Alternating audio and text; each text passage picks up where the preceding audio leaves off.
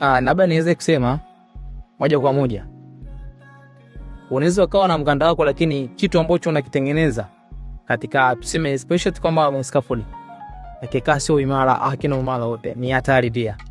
Scaffold inaanza na foundation chain, ilikuwa na la standard, ilikuwa na base plate, sole board, nategemea na eneo ambalo unajenga, kwa sababu cha kwanza assess mazingira, labda ni sehemu ya concrete au ni sehemu yenye unyevunyevu tepe, kwa lazima uangalie na hali yenyewe ambayo unaiweka juu scaffold yako, na lazima ujue kwamba inaenda height juu ni ngapi. Sawa, tuangalie ni usio gani na kwa ajili ya msusa kazi gani, lazima ujue. Sababu unaweza kujenga scaffold ambayo ni heavy duty, ni small, yani ni light duty, lakini inahitaji ni heavy duty. Kwa hiyo inaweza takuwa ratsi kashindwa au kusababisha kazi za juu, ukasababisha hatari kwa watu wanaofanya kazi za juu.